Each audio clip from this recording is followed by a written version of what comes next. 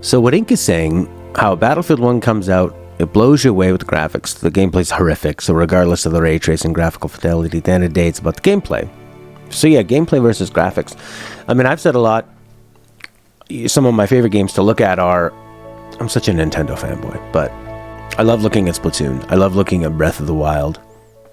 I love looking at Inside, but I mean, Inside was a lovingly crafted linear experience that took, 7 years for an indie game? What else looks great? Hollow Knight, and that's a simple game. And a lot of these games can look really great and be very, probably a lot less technically demanding than compared to, like, Red Dead. Now, when I jump into Red Dead Redemption 2 after not playing it for a while, it always blows me away when I think the amount of detail everywhere is stunningly impressive, but that does always wear off.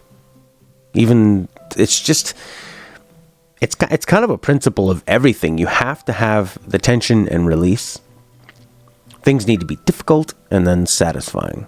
Like the gameplay loop of the first Last of Us. Really tense experiences, and then let's relax and look at nature and walk. And everything in that game worked towards that.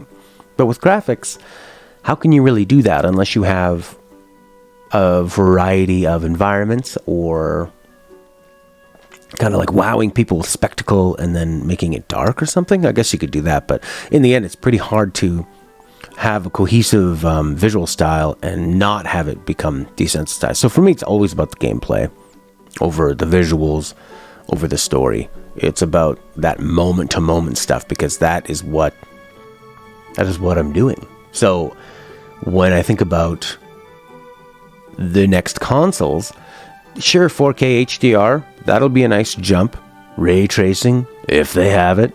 But what I'm actually way more excited about is the really fast solid-state drives and the ability that now you can actually make a new gameplay experience. You could have Spider-Man on the PS4 could only swing on his web as fast as they could stream in the city around him.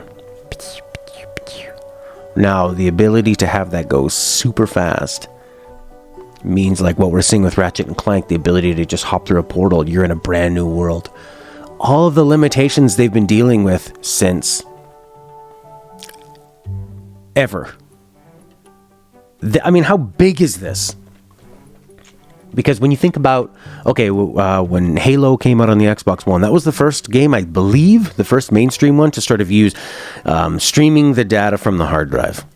So you didn't have to have load screens. And before that, you could only load as much as could fit into the RAM. So a PS1 had like 2 or 4 megabytes of RAM. So you had a 680 megabyte CD, optical disc, and you could load 4 megabytes of that at a time. That was the limitation. And I mean, like anywhere before that, I guess you could stream and stuff on like a Super Nintendo and a cartridge. All that was all instantly there, basically, which is pretty cool. So, but once you get away from the cartridges, that's what we've been dealing with for this longest time, is all about loading things in. What are you saying there, Prince? Probably eliminate fast travel in a way where it gets replaced with something you can traverse the world extremely fast with too.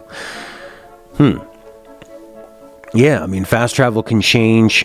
You know how many moments there are in a video game where you go, I'm in an alley right now, or I'm in a tunnel to get to this next area because they're loading it in, or I'm in an elevator or something where you can't really see out. And it's a way to mask a load, or it's a way to mask the streaming in. The ability to have, I mean, I remember when being really impressed by Dynasty Warriors on the PS2, because all of a sudden there were dozens and dozens and dozens of characters around you, which you just never saw before. And they all had their own AI, and you felt like you're actually in this big war. So that's impressive. And now it's about making games around that. But I feel like this new programming games to work with fast solid state drives is going to be the number one biggest advancement in gaming we've seen since the switch to CD. Really excited about it. Really, really, really excited.